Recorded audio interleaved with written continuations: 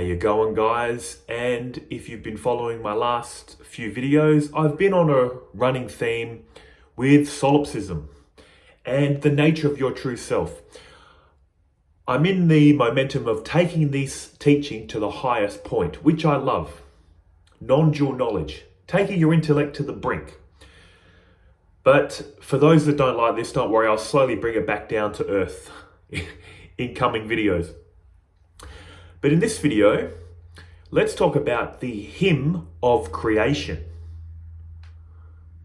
The story, the hymn of creation from the oldest of the four Vedas, the Veda. This was written down approximately 3,500 years ago. And who knows how long they orally passed on this tradition before they wrote it down. This stuff is old. And this hymn of creation, once you understand what it's saying, it's showing you how incomprehensible reality is. The source of all this. It puts your mind in the state of blankness, silence. And that's what it is supposed to do. That's what all these high truths of non-duality are supposed to be doing. Not to talk about them and really believe the concepts. It's to really ponder what they're pointing to. And when you do, the mind goes silent. And all these concepts of, is reality separate? Is it one? Is it solipsistic? The mind goes blank when you intuit what it's saying. And that's the whole purpose. But let me read the hymn of creation from the Veda. You'll see it up here as I read it. This is in the beginning, in quotes. In quotes. There was neither non-existence nor existence then. Neither the realm of space nor the sky which is beyond. What stirred? Where? In whose protection? There was neither death nor immortality then, no distinguishing sign of night nor of day. The one that breathed windless by its own impulse. Other than that, there was nothing beyond. Darkness was there first, by darkness hidden. Darkness enveloped in darkness. Without distinctive marks, this all was water, that which becoming by the void was covered. That one by force of heat came into being. Who really knows? Who will here proclaim it? Whence was it produced? Whence is this creation? Here's where it gets amazing. In fact, all of this was amazing, but listen to this part. God came afterwards with the creation of this universe. Who then knows whence it has arisen? Whether God's will created it or whether he was mute? Perhaps it formed itself or perhaps it did not. The supreme Brahman of the world, all pervasive and all knowing, he indeed knows. If not, no one knows. It reminds me of that saying, only God knows. It's so amazing. Once you read this and reread it, it's so stunning what they're saying. God came after creation. That's what they're saying. And just quickly, that when I talk about God in these videos, you might be saying, why do you talk about God is the infinite intelligent power running through reality, and then you talk about God with objective qualities? Because I keep switching my point of reference depending on what I'm talking about. So we always need to remember, this is all language. This is all concepts. So no concept is ultimately true, yet it's made of truth. What is this saying, this hymn of creation? In the beginning, reality was in a state of, you could say, pure potential.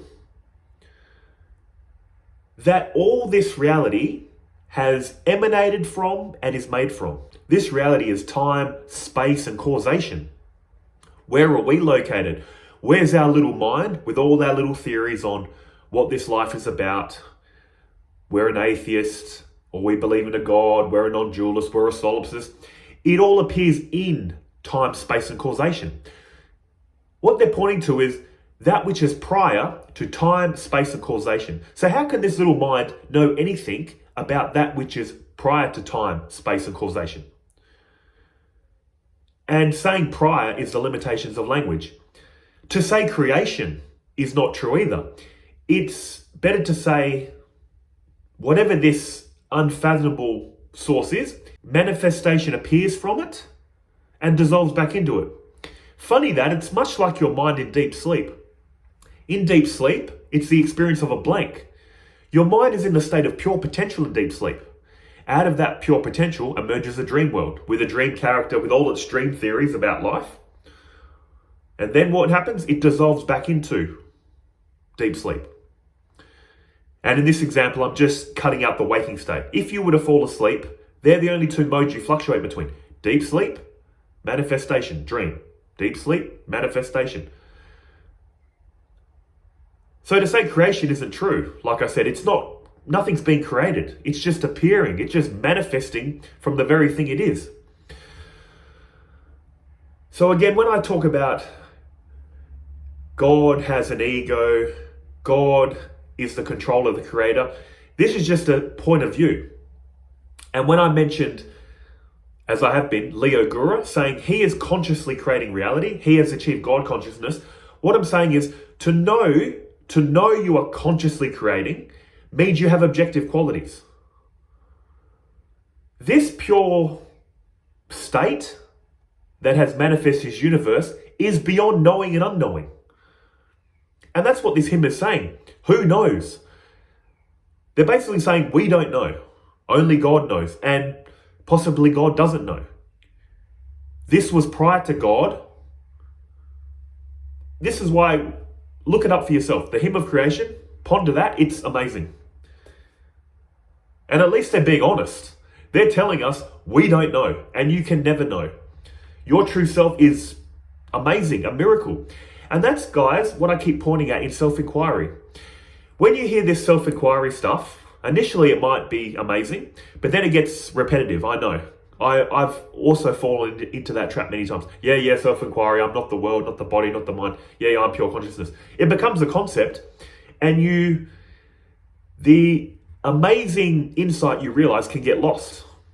That's why when I do it, I try to go really slow and really try to point to, if you're following along genuinely, what it's pointing to.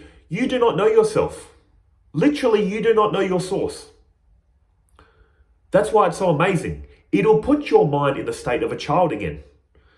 When you truly contemplate what you truly are and you sit with that knowledge, it eventually transforms your life.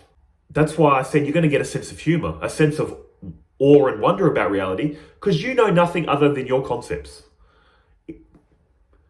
That's why you go back to the state of a child. Children don't know concepts yet. See, kids are happy and playful because they know they don't know a lot. Then when you become a teenager, you start... That's my theory on why teenagers are so difficult. They're half child, half adult. A child's mind is out here. The teenager's mind is half child, half adult. They're slowly getting boxed into their concepts. And then when you're an adult, you're fully boxed into your concepts. And then you forget that you were taught concepts, and then you see reality through those concepts. All non-dual knowledge is trying to show us is, this is all concepts. You can still use the concept. You can and still do use the concepts to function, but just remember, you're prior to all this. That's why you know nothing ultimately. You only know the feeling of existence, and where did that come from? Who knows? God knows. And apparently God doesn't even know. It's up in the air, according to this hymn. So guys, that's what I'm saying. I don't say it to make you feel good. You are a mystery. You're a miracle. Your true self. The true self that knows all this and all your small concepts and big concepts. Stunning. And that leads me again into solipsism. The reason I keep hammering this point on solipsism is it can be very disturbing to the wrong type of mindset. And plus, to be honest, non-duality isn't solipsistic. It's saying all creation, all minds emerge from the one source. The mind isn't conscious. The mind is just a bundle of thoughts that are being illumined by your true self. You are consciousness illumining the mind, illumining these thoughts of, I'm an atheist, I'm a Christian, I'm a Jew, I'm a solipsist, only I exist, only my mind exists. These are all just thoughts appearing to consciousness. And solipsism can give many people a state of fear, dread, depression. But that true self of you, that is prior to time and space and causation in quotes, it's not in fear. It's not feeling I'm alone, I'm bored, I want to play. It's not thinking anything, feeling anything. That's what you are. Again, when you do self-inquiry, is your true self asking any questions? Does it need answers? Is your true self in suffering? If you get what I'm pointing at, your true self is peace. It is that which knows the feeling of peace. Totally incomprehensible. That this egoic self, with all its questions and theories and, oh, everything's one, I'm in a state of fear. No, your ego did not create this. Your ego is not separate. Your ego did not create this reality. Your ego is separate from other body and minds. All bodies and minds are appearing in consciousness and made from it. But you did not create this.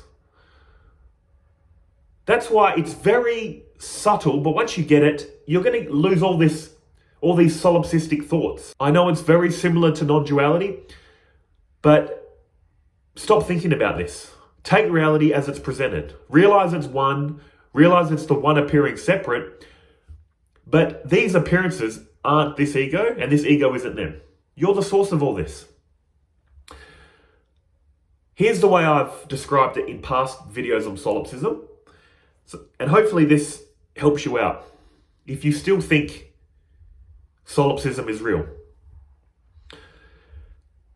Imagine your name is Gary in New York, who falls asleep and dreams up this reality.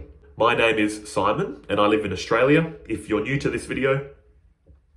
So, my true self is Gary in New York, dreaming up Simon in Australia. I'm the dream character in Gary's mind. Now, if I started getting into philosophy, I'd start looking at solipsism, the teachings of solipsism, and say, hang on, all I know is the contents of my mind. All Simon knows is the contents of his mind. So this Simon character will start looking around with suspicion at other dream characters and think, I know I'm real, I know my mind's real. How do I know they're real though? How do I know they're not a figment of my imagination? If Gary in New York could do this, he'd send down a big dream hand, slap Simon on the head and say, what are you talking about, Simon? These other characters aren't dream characters in your mind because they and you are dream characters in my mind. In other words, remember what you are in this example. Gary dreaming up Simon in Australia. Gary in New York dreaming up Simon in Australia. So Simon is not the source of these other dream characters. I'm a dream character along with other dream characters. If I feel real, these other characters feel real. But we're coming from the one source. We're all coming from Gary's mind. Another thing to realize is you can't claim as this character that you're Gary in New York. You've been dreamt up by Gary. So what this example is pointing to is your true self is outside of the dream, is outside of time, space, and causation. In the dream, we can study philosophy, study religion, study science, go into dream outer space, zoom in into atoms, into subatomic particles, whatever they zoom into. I don't know how deep they've got, quarks. It's all dream. No matter how much you zoom in or go out, dream. No matter how much you philosophize what this reality is, dream. Your true self, Gary in New York, dreaming this up. Now, I'm not saying you're literally a bigger character dreaming this up. It's an example. Because if that was the case, Gary in New York would wake up and go, oh, I'm awake. Hang on. Who am I? Let's do some self-inquiry. And then Gary could think, maybe I'm part of a bigger character's dream. and then a bigger character's dream. See how it's like an infinite regress. So what they're saying in non-duality is you don't wake up and realize you're a bigger entity, you're a god. You realize your essence is Brahman. Brahman is all there is. It's unknowable, incomprehensible. And that's what puts your mind in a state of mystery, surrender, wonder. And you realize your true self is unknowable. You're trying to know something outside the laws of time, space, and causation. And this little egoic self, all it can do is realize my true self is a mystery, a miracle. Everything I think about this reality are just concepts. No matter what you think about this reality, atheist concepts, religious, spiritual, solipsistic, it's all thinking. And once you realize it's all thinking, you become free of thinking. Then you can have a sense of humor. Also, your ego is a thought. You're not going to get so offended. That's why we get offended. We take our ego to be real, we take our concepts to be real, and then we fight. It's just thoughts battling thoughts. My thoughts battling your thoughts, we go to war. This is all made up. That's why ultimately it's funny, and eventually you're not going to get offended. You're not going to get reactive. You're going to have a sense of humor, because this is all blah, blah, blah, blah, blah, blah.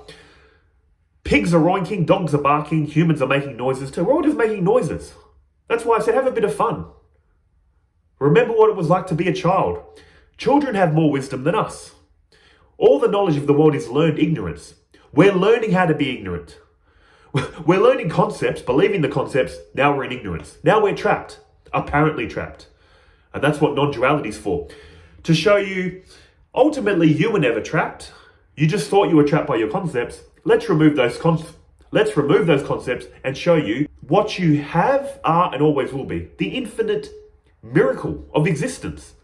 Who knows? That's why it's so amazing. So guys, I hope this video helps. And at the end of the day, whatever I say in this video, you're going to still think and feel what you think and feel. If you truly believe in solipsism, that's what you're going to think and feel. And guess what? You're right. Reality is made of truth, as I always say. So if you believe solipsism is real, it's real. If you believe religion is real, it's real. If you believe non-duality is real, it's real. There's no, let's give them a lower truth, I've got the higher truth. No, it's all truth. Your essence is the truth. Your essence is the truth that all these apparent truths come out of. They're apparent truths made of truth, and even that's a concept in what you are. At a certain point, the mind just goes silent. And you're just left with this. Amazing. So amazing. Oh, wow. So in tomorrow's video, I'm going to bring it back down to earth a bit more. I'm going to talk about, actually, what enlightenment means in a non-dual sense. It's very down to earth. It's not some mystical, amazing experience. It's very down to earth. It's all about realizing your true self and ending your suffering. So I'll see you guys in that video. But until then, take care, eh? See ya.